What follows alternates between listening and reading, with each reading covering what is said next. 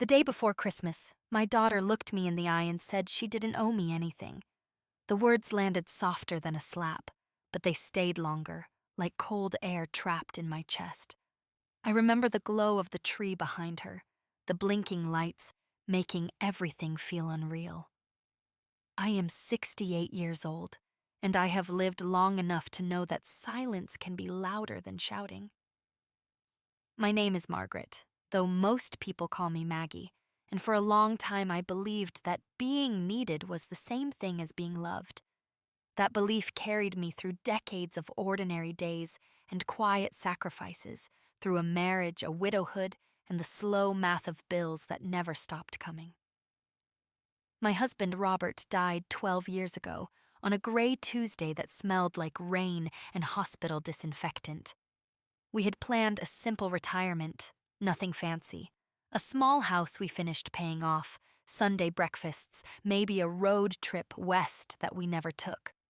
After he was gone, I learned how to live on Social Security, a modest pension, and careful budgeting.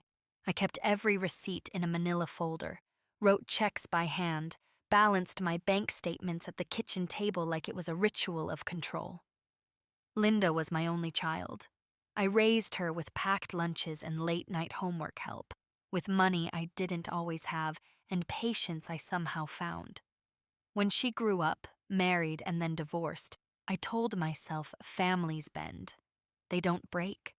When she called me crying about rent, about daycare, about being behind on the electric bill, I listened.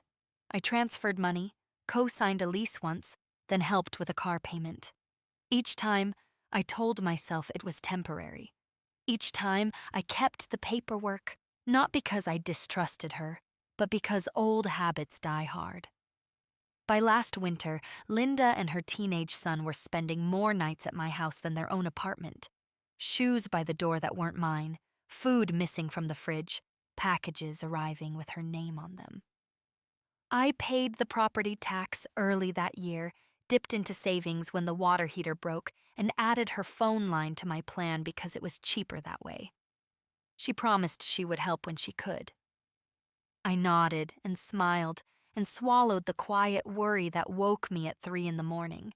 I became useful in a way that felt invisible. I watched her son after school, cooked dinners, drove them places when her car was acting up. I signed for deliveries. I answered calls from unknown numbers because they might be her. I told myself this was what mothers did, even when the word mother had started to feel like a job description without hours or pay. The night before Christmas, I asked, gently, if she could cover part of the grocery bill that month. The ham, the extra electricity, the internet upgrade she needed for work. She sighed, the way young people do when they feel inconvenienced by history. That's when she said it. She didn't owe me anything. Not for the money, not for the time, not for the years. I went to bed early that night. I lay awake listening to the hum of the refrigerator and the distant sound of her laughing on the phone. I stared at the ceiling and thought about all the documents in my filing cabinet, about names on accounts, about promises made without witnesses. Somewhere between midnight and dawn, something inside me shifted. It wasn't anger. It was clarity, slow and steady, like the sun rising when you finally stop pretending it's still night. The next morning, my hands moved on their own, the way they did after Robert died. Coffee first, then the mail. The envelope edges were sharp from the cold, and the stack felt heavier than usual. The power company notice was printed on bright paper, the kind meant to scare you into paying faster. The internet bill had climbed again, and the phone statement showed 2 new devices on the account, both financed, both with monthly payments I hadn't agreed to. I sat at the kitchen table with my reading glasses and my old checkbook ledger. The house was quiet except for the furnace clicking on and off. Linda slept late on my couch, wrapped in a throw blanket I'd bought years ago at Kohl's, back when extra still fit inside my budget. Her son's backpack leaned against the wall, a sneaker dangling from one strap like it had given up. I logged into my bank account the way my grandson had taught me. slow and careful, one letter at a time. There it was again, a transfer I didn't remember making. Small enough to look harmless, but frequent enough to add up. $90 here, $120 there. Always labeled something vague, like online payment or mobile transfer. My stomach tightened in that familiar way, the same feeling I used to get when Robert's job hours were cut, and I'd pretend I wasn't worried. When Linda finally woke, she padded into the kitchen in socks that used to be mine. She opened my refrigerator without asking, the door light spilling across her face like she belonged there. She poured orange juice into a glass I saved for guests and scrolled on her phone while she drank it. "Linda," I said, keeping my voice soft, "did you add phones to my plan?" She didn't even look up. "It's just easier. You have the family discount." "I didn't authorize it." She shrugged. "It's not a big deal, Mom. I'm paying you back when I can." That phrase again, polished smooth from use. When I looked closer, I realized she wasn't just tired. She was comfortable. Not the kind of comfort you earn after hard work, but the kind you borrow from someone else's patience. After she left to pick up her son, I went to the hallway closet where I kept my folders. I pulled out the one marked Utilities, the one marked Bank, the one marked Phone. I had always been the kind of woman who kept paper trails, even when nobody else cared. Robert used to tease me about it. "Maggie," he'd say, smiling as he kissed my forehead, "you could survive a tornado with that filing cabinet."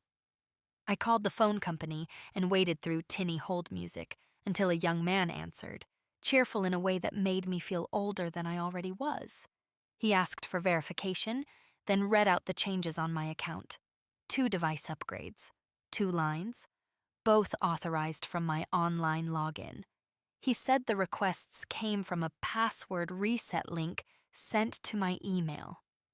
"My email is on my iPad," I said. "I didn't reset anything." He paused, his voice turning careful. He explained how someone could reset a password if they had access to the email or the phone receiving the security code. He offered to help me secure the account, but the devices were already shipped, already activated. Canceling would mean early termination fees and return restocking charges. It all sounded so clean and professional, like the consequences were simply another part of the package. When I hung up, I sat with the receiver in my hand even though it was cordless. My fingers trembled, not from fear exactly, but from the moment when you finally name what's been happening to you. This wasn't carelessness. This was taking.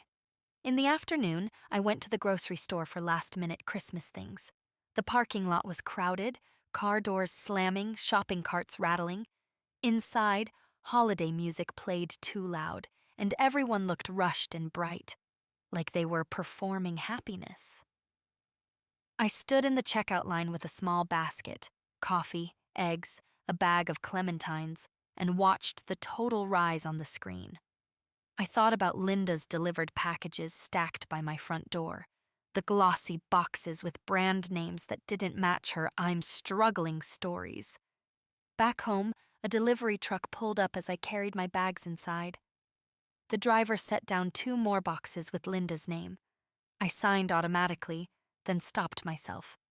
My signature was on so many things these days. It felt like part of me had been turned into ink. That evening, Linda's ex-husband called. His name was Kevin, and his voice always carried a sharp edge, as if he was perpetually arguing with someone who wasn't even there. "I'm not trying to start anything," he said, which was usually how he started things. "But she told our kid you'd cover his school trip." "What school trip?" I asked. Kevin made a short sound, half laugh, half disbelief. "The Washington trip. Deposits due next week. She said you were fine with it." I stared at the calendar on my fridge, the one with Rob's handwriting still on the top page because I couldn't bear to throw it away. I hadn't heard a word about any trip. I pictured a permission slip, a payment plan, my name written where Linda's should be. "Kevin," I said, and I surprised myself with how steady my voice was. I didn't agree to anything. He went quiet. So she's just telling people. I'm sorry, I said, and I meant it, not just to him, but to myself, to the part of me that had made excuses until there were no excuses left. After I hung up, I found Linda in the living room, tapping at her phone with the television on. Her son was in the corner, headphones on, eyes glazed over by a game. Linda, I said, did you promise Kevin I'd pay for a school trip? She rolled her eyes like I'd asked whether the sky was blue. It's for your grandson, Mom. Don't make it weird. Don't make it weird, I repeated softly. My heart felt bruised, but my mind was starting to harden in a new way. She leaned forward, voice dropping, almost intimate. You know what? You're always acting like you're some kind of victim. You have a house, you have savings, you're fine. In that moment, I saw the shape of it. Not just her need, but her entitlement, not just my generosity, but my quiet surrender.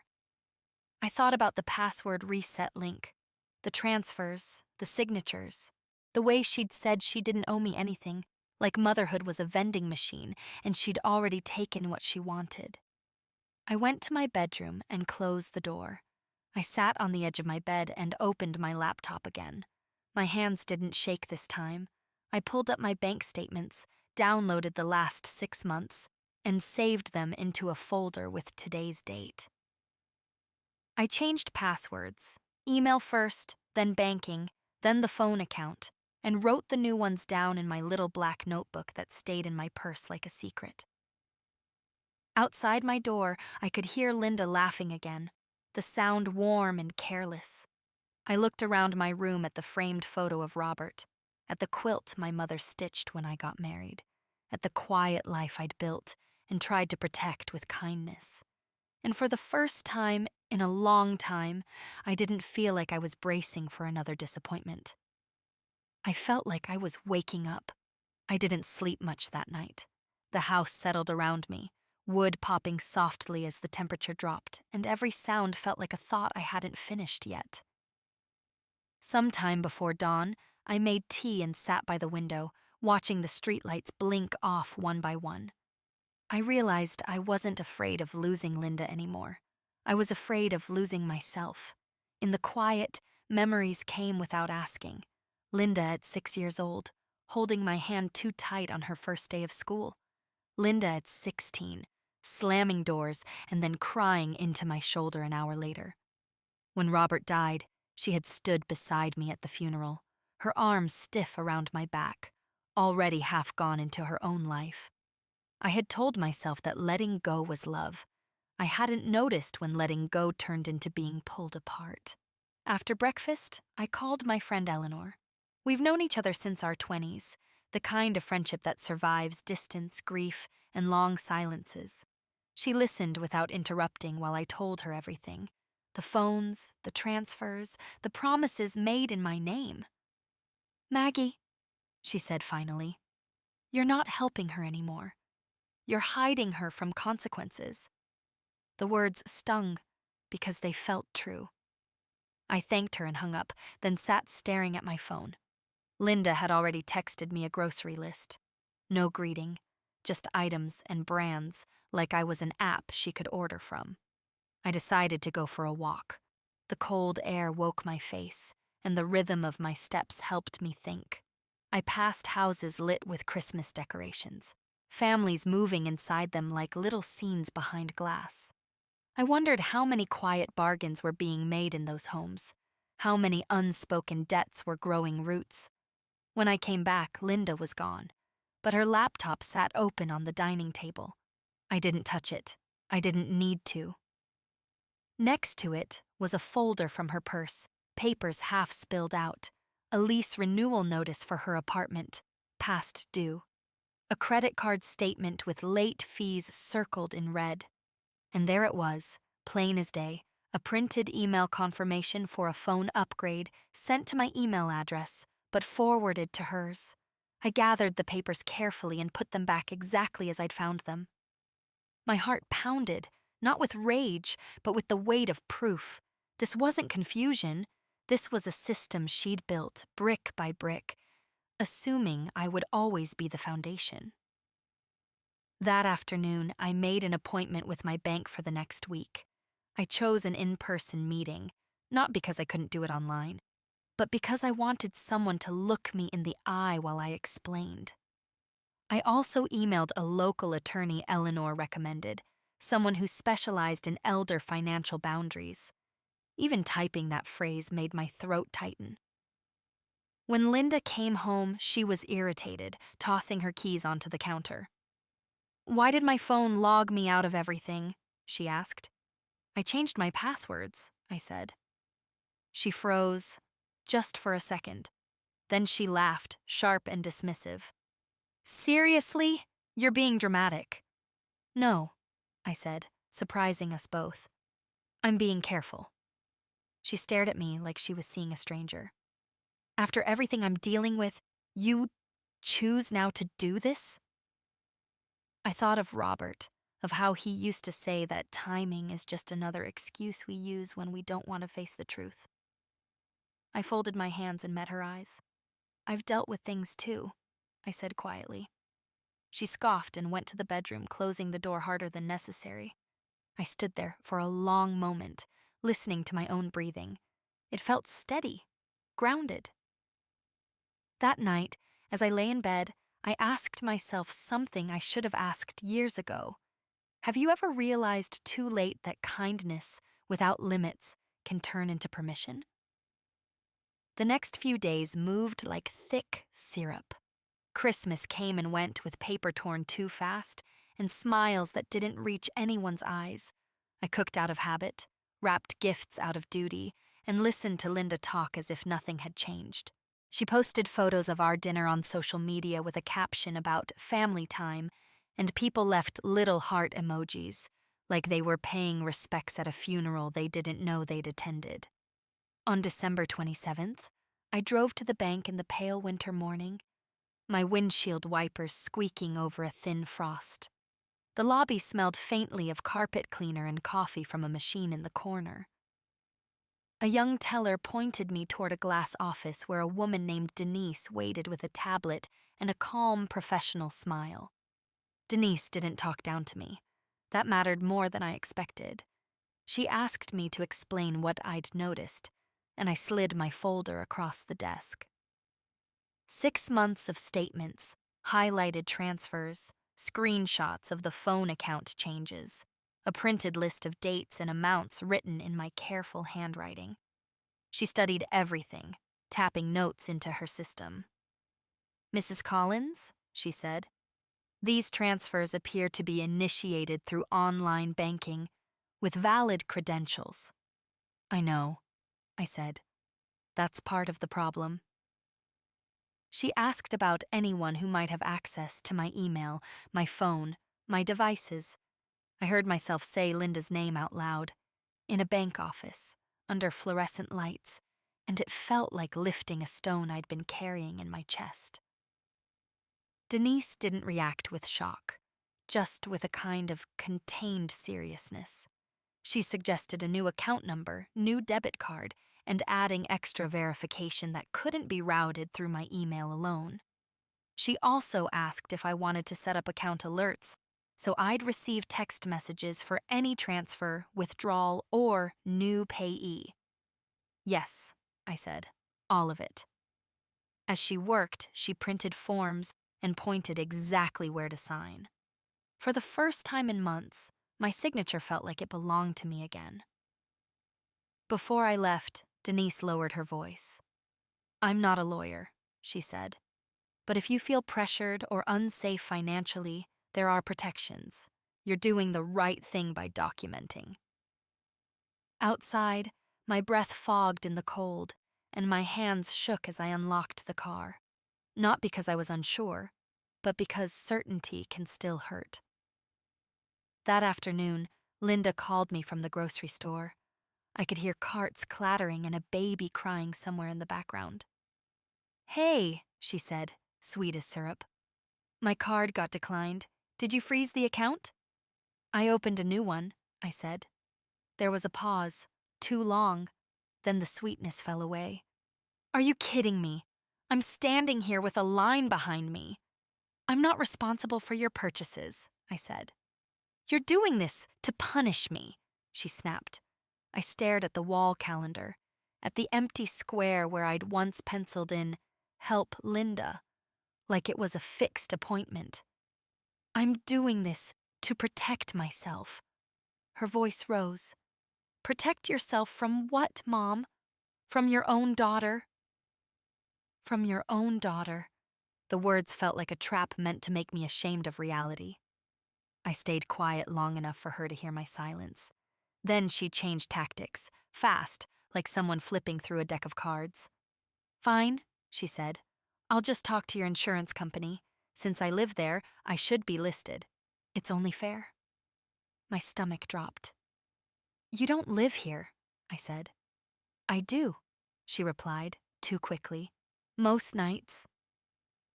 After I hung up, I went straight to the file cabinet and pulled out my homeowner's policy.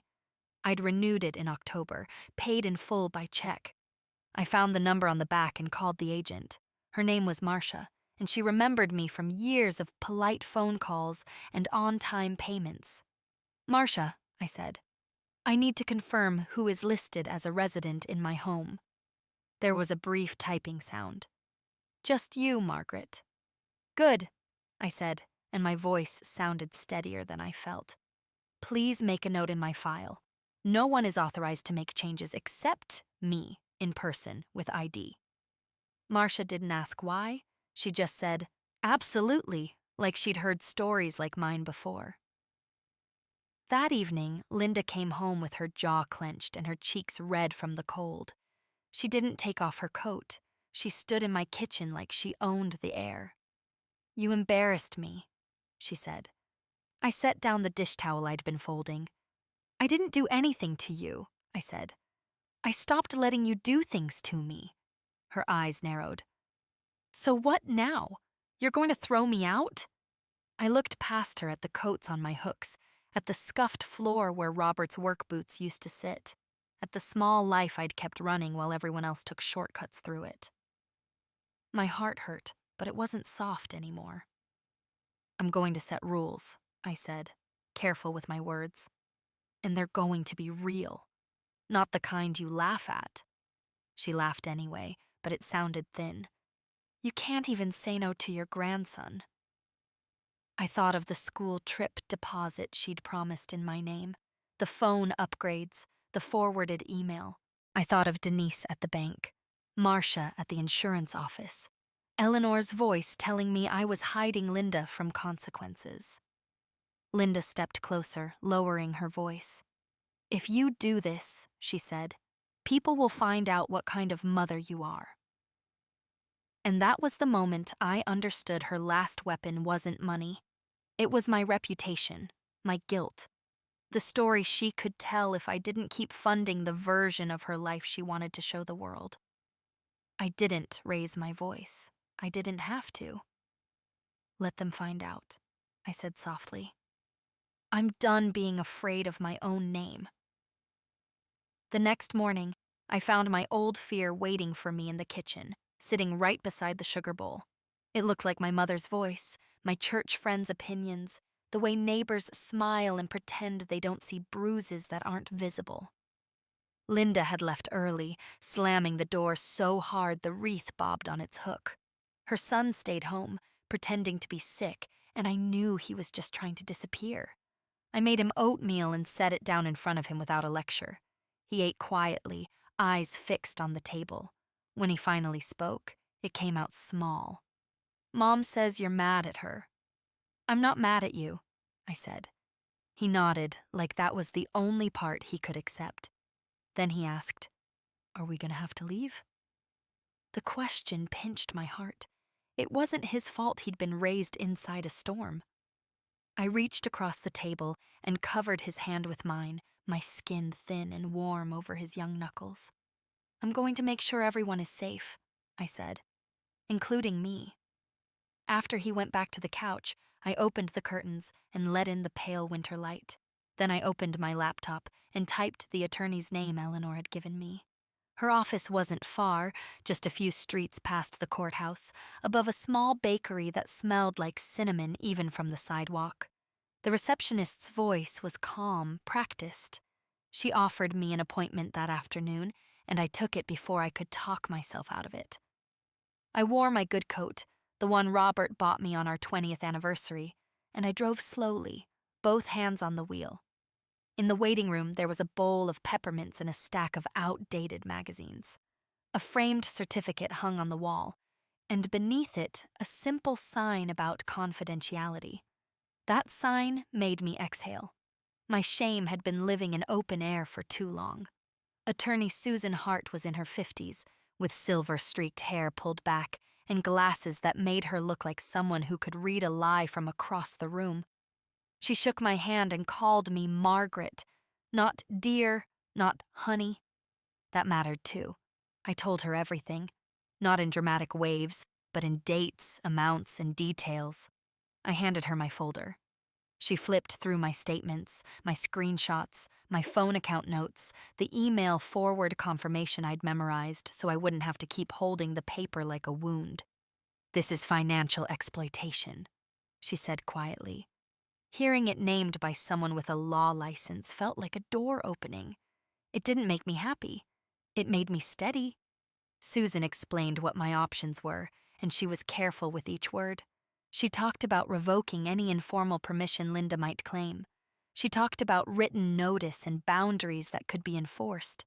She reminded me that if Linda was staying in my home, even without a lease, certain procedures mattered, depending on how long she'd been there and what evidence existed. I listened like my life depended on it, because in a way it did. "I don't want to hurt her," I said. "I believe you," Susan replied. "But you can't let her hurt you to prove you love her." She offered to draft a formal letter. No access to my accounts. No use of my identity for services. No signing for contracts in my name. No devices or financial obligations added without written consent. She suggested I send it certified mail. Return receipt requested, even if Linda was under my roof. "Documentation," she said. "Not drama." She also suggested I install a simple doorbell camera and save the footage to the cloud, not because I expected violence, but because disputes have a way of turning into competing stories. She told me to start keeping a log. Dates, incidents, texts, calls. I felt my mouth tighten at the idea, like I was betraying my own child. Then I remembered Linda had already betrayed me. Quietly, repeatedly, with my own passwords. Before I left, Susan looked at me over her glasses. "If she has made purchases or agreements using your credentials," she said, "you may need to report unauthorized activity. I know that's hard, but you don't have to decide today. Just don't let the window close." I drove home with the radio off, listening to the tires on the road. At a stoplight, I watched a young mother adjust a toddler's hat, and for a moment I felt the ache of who Linda used to be. Then the light turned green, and I kept going. That evening, Linda came home carrying shopping bags she couldn't have paid for with her declined card. She walked in with a bright, defiant smile, as if she'd solved a problem and expected applause. "Guess what?" she said, tossing a bag onto my counter. "Kevin sent money. See? I handle things." I looked at the bag. The logo was expensive. Inside, I could see tissue paper and the corner of a box. She'd made a point of buying something unnecessary, something loud. "Linda," I said, "we need to talk." She rolled her eyes, but I held up a single sheet of paper, freshly printed from Susan's office. It wasn't a threat. It was plain language. It was my name, my address, my boundaries, my signature at the bottom. She read the first lines and her face changed. Not sadness, not regret. Anger mixed with something like fear. "You got a lawyer?" she hissed. "I got help," I said. Her voice sharpened. Are you trying to ruin me? I'm trying to stop you, I answered, and my voice didn't shake. There's a difference. She snatched the paper from my hands and scanned it, lips moving as she read. When she reached the part about banking access and identity use, her cheeks flushed. You can't prove anything, she said. I didn't argue. I simply looked at her, long enough for my silence to feel like evidence. Her eyes flicked toward my purse on the chair, toward my laptop, toward the hallway where my file cabinet lived. It was the first time I saw her realize the ground had changed. Then she threw the paper onto the counter like it burned.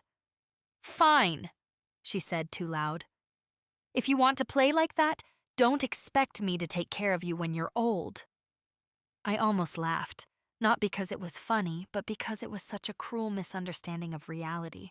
I was already old, and I had been taking care of myself this whole time while she borrowed my life like it was a spare charger. I'm old now, I said softly, and I'm still here. She stared at me, breathing fast, like she wanted me to crumble. When I didn't, she grabbed her bags and stormed down the hall. Later, after the house quieted, I installed the doorbell camera myself with a screwdriver and a stool, my hands steady under the porch light. Inside, I sat at my table and opened my notebook. I wrote the date. I wrote what happened. I saved screenshots of Linda's texts, the ones where she demanded, the ones where she blamed, the ones where she pretended I was the problem. And in that plain, careful act of recording the truth, I felt something I hadn't felt in a long time. I felt protected. The first night after I put up the camera, I slept with one eye open. Not because I expected something dramatic, but because peace when it's new feels unfamiliar. Every small sound made my heart jump. The heater, a car passing, the floorboard outside my room. I kept reminding myself that awareness was not the same as fear. Linda barely spoke to me for days. She moved through the house like a guest who refused to acknowledge the host. Cabinets opened and closed harder than necessary. Her son stayed in his room, emerging only for food, his shoulders already learning how to hunch. I hated that part most, the way children absorb tension without understanding its source. On Thursday afternoon, I received an alert on my phone, a login attempt on my bank account. Blocked. Location listed as a device I didn't recognize. Just a few miles away. My hands went cold, then steady. I took a screenshot and saved it to my folder, adding the time and date to my notebook. Proof doesn't shout. It waits. That evening, Linda confronted me in the living room. The television was off, the house caught in that awkward hour between daylight and dark. You locked me out, she said. I secured my accounts, I replied. She crossed her arms. You think I'm stealing from you? I think my money is mine, I said. Her laugh came out brittle. Do you know how this looks? My own mother accusing me. I met her eyes. This isn't about how it looks. It's about what's real. She stepped closer, lowering her voice. If you report anything, I swear I'll tell everyone you're confused, that you're not well. There it was, the threat I'd been bracing for. Age has a way of being used against you, quietly, convincingly. I felt the weight of it settle on my chest, then slide off. I've already spoken to my bank, I said, and an attorney. Her pupils widened just for a second. Then she scoffed. You think a lawyer fixes this? You'll lose me. The words hit old wounds, but they didn't reopen them. I thought of Eleanor, of Susan Hart, of Denise at the bank who treated me like my life mattered. I lost myself first, I said. That's what I'm fixing. She stared at me, searching for weakness, for guilt. When she didn't find it, she turned away, shaking her head like I was the one who had changed the rules mid-game. 2 days later, a letter arrived, certified mail, from Linda's credit card company. It addressed me by name and thanked me for my recent application. My stomach flipped, but my hand stayed calm. I opened it carefully. Another attempt. Another assumption that my identity was an open door. I didn't cry. I didn't yell. I picked up the phone and called the number listed. I explained slowly and clearly that I had not applied for anything, that I was reporting unauthorized use. They asked questions. I answered them. They requested documentation. I sent it. After I hung up, I sat at the table for a long time, staring at my reflection in the dark window. I looked older than I felt, lines deeper from weeks of strain. But behind them, there was something else. Resolve, maybe, or dignity returning to its place. That night, Linda packed a suitcase, loudly.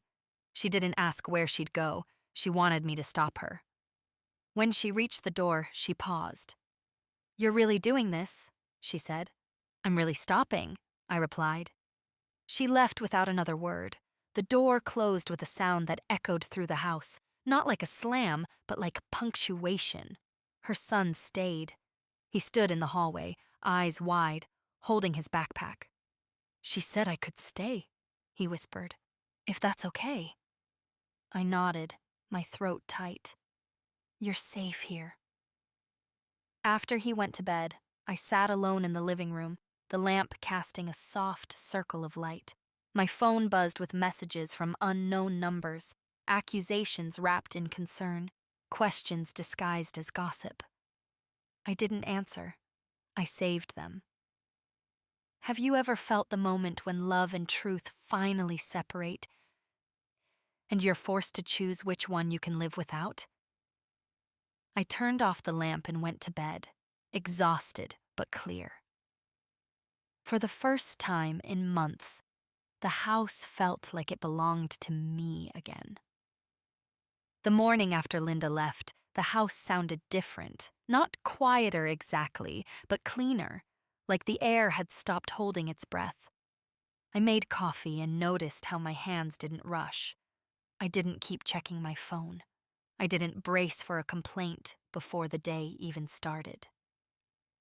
My grandson, Ethan, sat at the table in his hoodie, staring into a bowl of cereal that had gone soggy. He looked older than his years in that moment, like a boy practicing how to be numb. "Did she say when she'll come back?" he asked. "She didn't," I said gently. He nodded, as if he expected that answer. Then he surprised me. "She'll be mad you didn't stop her." I stirred my coffee slowly. I didn't stop her, because I'm not her guardrail anymore. Ethan's eyes flicked up, confused but listening. Teenagers hear more than they admit. They just don't always know where to put what they learn. That afternoon, Susan Hart called me back. Her voice was brisk but not cold. "The credit card company flagged the application as suspicious," she said. "They're opening an investigation. Keep that letter and any emails. Also, if you receive any more mail or notices, forward copies to my office." My stomach tightened again, but I forced myself to stay in the present. What happens if they decide it was her? "It depends," Susan said. "Sometimes they pursue it. Sometimes they just close the account. But your job is simple. You keep records, and you don't bend." After we hung up, I opened my notebook and wrote down the call. Date, time, summary. It felt almost strange to treat my own life like a case file. But there was comfort in clarity. Every detail I captured was a small wall Linda couldn't slip through. On Monday, Ethan's school called. The number flashed on my screen with the district name, and I felt my heart jump. I answered on the second ring. "This is Mrs. Collins?" a woman asked. "Yes." "I'm Vice Principal Alvarez from Brookstone High. Ethan asked to speak with the counselor this morning, and we want to make sure his home situation is stable." Her tone wasn't accusing. It was careful, the way professionals speak when they've seen too many families unravel. I swallowed. "He's living with me," I said. "His mother left. I'm his grandmother." There was a pause as she typed. Do you have legal guardianship? No, I admitted. Not yet, but he's safe. He's fed. He's in school. I'm glad, she said. We still need documentation for emergency contact and custody. Without it, we can't release records, and there are limitations on what we can do. After I hung up, I sat for a moment with my palm pressed to the table, feeling the grain of the wood. This was the part people don't talk about. Love isn't just emotion. It's paperwork. It's forms and signatures and deadlines that don't care how tired you are.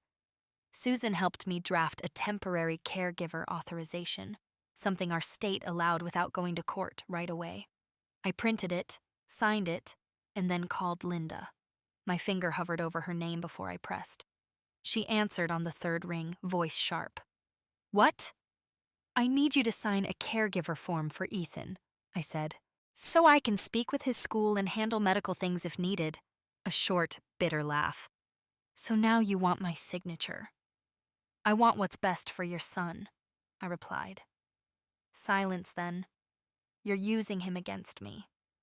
I closed my eyes. No, Linda. I'm protecting him from chaos. She cursed under her breath, not loud, but enough. Then she said, send it. I emailed it immediately, then followed up with a text asking her to sign and return by the next day. I kept my language plain, respectful, unemotional, the kind of message you could hand to a judge without embarrassment. The next day, she didn't return it. She didn't reply at all, but she did post on social media a photo of herself in a coffee shop, smiling, with a caption about starting fresh and toxic people. Friends commented supportive words. No one asked where Ethan was. That night, Ethan came home late. The sky was already dark, and the porch light caught the edge of his face when he walked in. He didn't take off his shoes. She texted me, he said, voice flat. My stomach clenched. What did she say? He held out his phone. I didn't grab it. I just looked. The message was short, something about how he should come stay with her, how I was turning him against her, how he should remember who his real parent is. Ethan's hands trembled slightly. I don't know what to do, he whispered. I felt a familiar urge rise in me, an old habit of smoothing things over, of making excuses, of trying to fix what someone else broke. I pushed it down.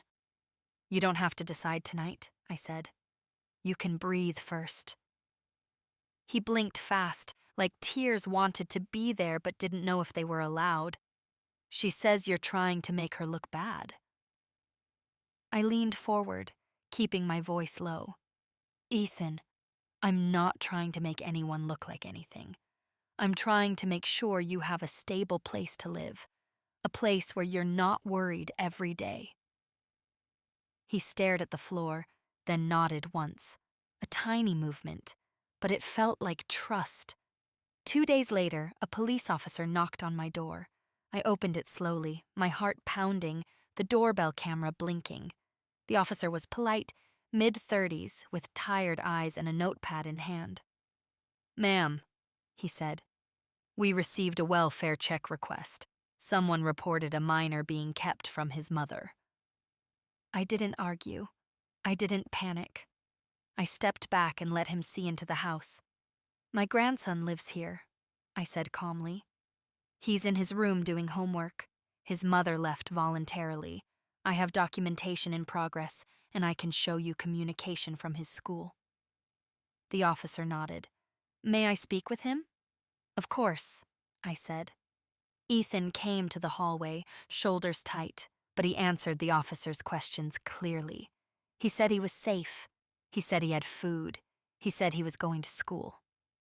The officer's eyes softened just a bit. Afterward, I handed the officer a folder. Printed texts, the certified mail notice, the bank alert screenshot, the email where I asked Linda to sign the caregiver form. Everything dated. He flipped through it, expression serious. You've been keeping records, he said. Yes, I replied, because I'm tired of stories. I want facts. He gave a small nod. That's wise. When he left, Ethan exhaled like he'd been holding his breath for hours. I closed the door gently, leaned my forehead against it for a moment, and felt something shift again. Linda was no longer just angry. She was escalating. And now she'd brought authority to my doorstep, thinking it would scare me. Instead, it proved I was right to prepare. The day after the police visit, I woke with a calm that surprised me. Not relief, exactly, but readiness. Once someone tries to frighten you into surrender, fear loses its power.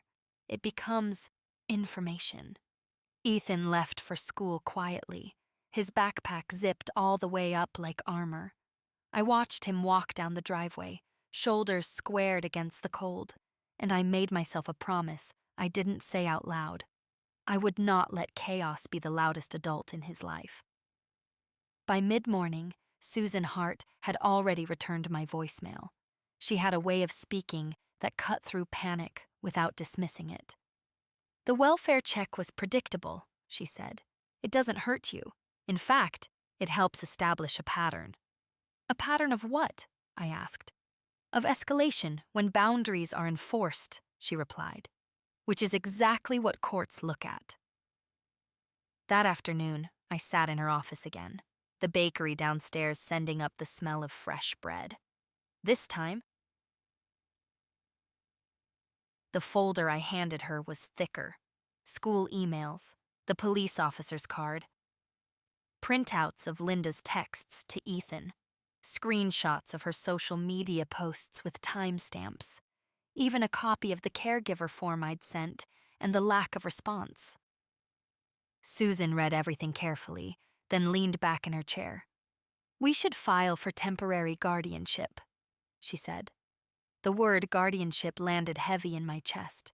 It sounded permanent, final, like a line drawn with ink instead of pencil. It doesn't have to be forever, she added, reading my face. It's about stability. Judges want to know who can provide it right now. I nodded slowly. What does it involve? Paperwork, she said, almost smiling, and patience. We talked through the requirements, proof of residence, proof of school enrollment, financial disclosures, a background check for me. Even at my age, I found that part quietly ironic. I had raised a child, run a household, paid taxes for decades, but I still had to prove I was safe. I didn't resent it. I understood it. Susan drafted the petition while I answered questions. Income, assets, health, support systems. I told her about Eleanor, about my church friend Ruth who checked in every week, about the routines Ethan and I had already fallen into without trying. Dinner at 6, homework at the table, phones off by 10. Consistency matters, Susan said. Judges notice that. When I left her office, my purse felt heavier with copies and receipts, but my spine felt straighter. I stopped by the courthouse to file the paperwork in person. The building was old, stone steps worn smooth by generations of worry. Inside, the air smelled like dust and toner. The clerk at the window was brisk but kind. She checked my forms, stamped them, slid them back under the glass. You'll get a hearing date in the mail, she said. Probably within 2 weeks. 2 weeks. It sounded both fast and impossibly far away. That evening, Linda called me for the first time since the welfare check. Her voice was controlled, almost calm, which told me more than yelling ever could. I heard you're trying to take my kid, she said. I'm trying to keep him stable, I replied. You went to court, she said, accusation thick in her mouth. Yes, I said. She exhaled sharply. You think a judge is going to side with a confused old woman? I felt something stir, not anger, but a deep, tired sadness. Linda, I said, I'm not confused. I'm documented. She laughed, but it sounded hollow. I'll get a lawyer. I hope you do, I said honestly. This isn't something you should handle alone. She hung up on me. The days that followed settled into a strange rhythm. Ethan and I moved carefully around each other, both aware that something important was happening without fully naming it. I helped him with homework, signed permission slips with my temporary authorization, and emailed his teachers to explain briefly that there was a family transition underway. No drama, just facts. One afternoon, his guidance counselor called to check in. She asked how he was sleeping, whether he'd been eating, if he felt safe. Yes, he said, answering honestly, and I watched relief soften her face through the video call. At night, I organized my documents again and again, not because they changed, but because order soothed me. I labeled folders. I backed everything up to a flash drive Susan had given me. I wrote notes in my notebook, careful not to editorialize. Just dates, words, actions. Linda tried different angles. One day she texted apologies wrapped in excuses. The next, she sent long messages about how I was ruining her life. Then silence. Then another burst of anger. I didn't respond unless necessary, and when I did, my replies were short and factual. Ethan showed me a voicemail she'd left him late one night, crying, saying she missed him. He didn't ask what to do. He just showed me, like someone handing over a fragile object they didn't trust themselves to hold. "Thank you for telling me," I said. "You don't have to carry this alone." He nodded, and for the first time since all this began, he smiled. Just a little. The hearing notice arrived on a Tuesday. White envelope, official seal, my name printed cleanly across the front. I held it for a long moment before opening it, feeling the weight of everything it represented. A date, a time, a courtroom number. I placed it carefully in my folder and sat at the kitchen table, the same table where I'd balanced checkbooks and signed permission slips and once helped Linda learn her multiplication tables. Life has a way of circling back on itself, but never in quite the same shape. That night, after Ethan went to bed, I stood on the porch and looked out at the quiet street. The doorbell camera blinked softly, a small red eye watching the world without judgment. I thought about how close I'd come to losing not just my savings or my peace, but my sense of reality. I went inside, locked the door, and turned off the lights. The house settled around me, steady and solid. For the first time since before Christmas, I didn't feel like I was reacting anymore. I felt like I was choosing. The week before the hearing felt longer than all the others combined. Time slowed in strange places. At stoplights, in grocery aisles, in the quiet minutes after Ethan went to bed. I kept busy on purpose. I cleaned out closets, donated clothes, shredded old papers that no longer mattered. Letting go, I learned, can be an act of preparation. Susan called 2 days before the court date to walk me through what to expect. Not strategy, not performance, just order. Where to sit, when to speak, how to hand documents to the clerk. She reminded me to dress comfortably, respectfully. "Be yourself," she said. "You're not on trial. The situation is." The night before, I barely slept. I lay in bed listening to the wind move through the bare branches outside, thinking about the first time I held Linda in my arms. I wondered how we'd traveled so far from that moment without either of us noticing the distance growing.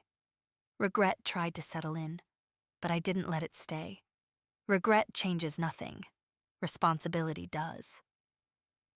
The courthouse was colder than I expected, the stone walls holding winter inside them. Susan met me at the entrance, her coat buttoned, her expression calm. Ethan wasn't required to attend, and I was grateful for that. He deserved a day of algebra quizzes and cafeteria noise, not adult decisions with permanent edges. We sat on a wooden bench outside the courtroom. Across the hall, Linda paced. She looked tired, thinner than I remembered, her hair pulled back too tight. She didn't look at me. Her attorney arrived late, carrying a coffee and an air of mild irritation. When our case was called, my heart thudded once, hard, then settled. The courtroom was smaller than television makes them seem. No drama.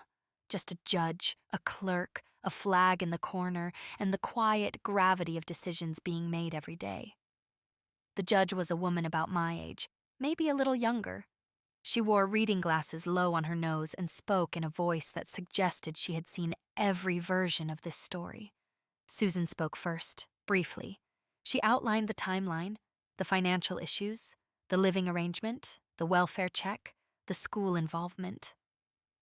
She handed over our documents, neat and organized. The clerk accepted them, stacking truth on a metal tray.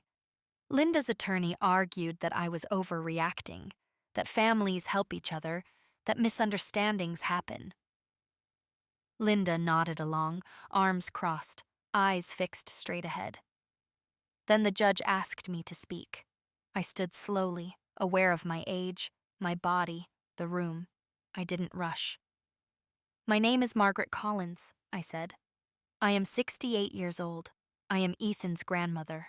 I did not come here to punish my daughter. I came here because something in our family stopped being safe." I spoke about the money, yes, but I didn't linger there. I spoke about stability, about routines, about school attendance and quiet dinners.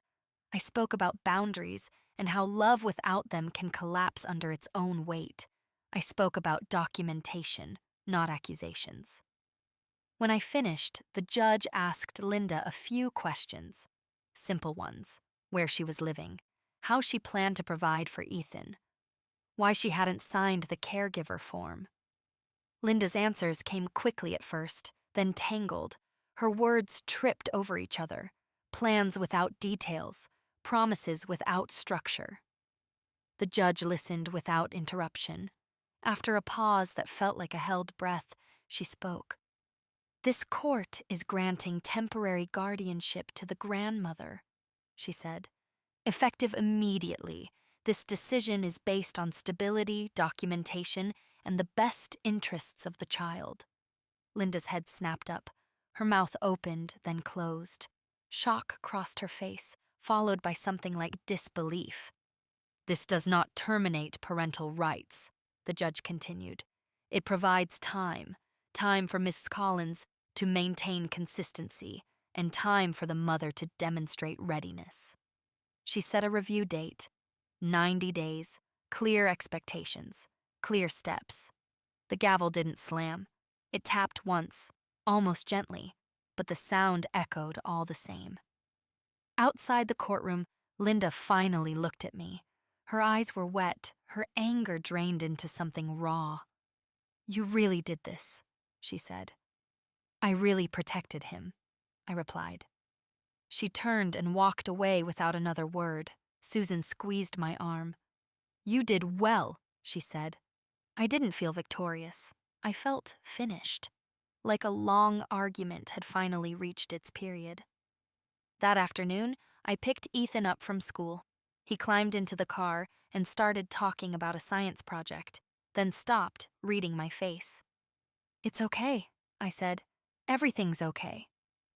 He nodded slowly, then smiled. A real one this time, the kind that reaches the eyes. That night, we ate spaghetti and watched an old movie Robert used to love. The house felt steady, ordinary, earned. I went to bed tired in the best way, my body heavy, my mind quiet. The fight was over. What came next would be something else entirely. Spring came softly that year, as if it didn't want to startle us. The snow melted in narrow lines along the sidewalk, and small green things pushed their way up where winter had pressed hardest.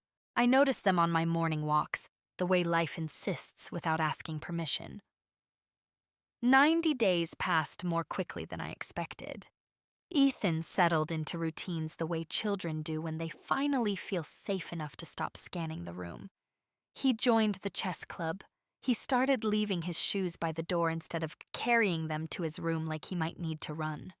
His teachers sent emails that used words like improved focus and consistent participation. I printed those emails and slid them into my folder, Not as evidence this time, but as reminders. Linda called less often. When she did, her voice was cautious, almost formal. She asked about Ethan. Sometimes she asked about me. She went to the review hearing prepared, with a job offer letter, a short-term lease, and a lawyer who spoke carefully. The judge listened again, the same patient gravity in her eyes. The guardianship stayed in place a little longer. Not forever, just longer. Enough for growth to prove itself.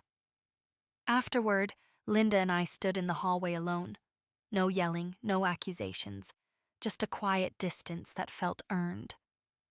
"I didn't know how far it went," she said finally. "I know," I replied, and I meant it in more ways than one. We didn't hug, we didn't resolve everything. But we spoke honestly for the first time in years, without the old roles pressing in on us. Mother, daughter, owed, owing. We were just two women standing inside the consequences of our choices. Life found a new rhythm after that. I joined a walking group at the community center. Women my age, some widowed, some divorced, some quietly reinventing themselves. We talked about our knees, our recipes, our children, and sometimes about the moments we stopped apologizing for needing peace. I learned how to paint with watercolors. Poorly at first, then with growing confidence, I framed one small landscape and hung it in the hallway where the old tension used to live. Color belongs there now. Ethan grew taller. His laughter filled the house in ways I hadn't realized I missed. On Sundays, we made pancakes and argued about music, ordinary things, sacred things. As for me, I learned something I wish I had understood sooner. Love does not require surrender. Family does not mean silence, and being kind does not mean being available for harm. I am 68 years old. I am a grandmother. I am not invisible anymore. Sometimes, late in the evening, I sit by the window with a cup of tea and think about the day before Christmas, about the sentence that broke something open inside me. She said she didn't owe me anything, and she was right, in a way. Love is not a debt, but respect is not optional, and neither is self-worth. If this story stayed with you, thank you for sitting with me through it. If you found something familiar here, something that echoed in your own life, I'm grateful you listened. If you'd like to hear more stories like mine, you can show your support by liking this video and subscribing. And before you go, tell me, if you were in my place, what would you have done?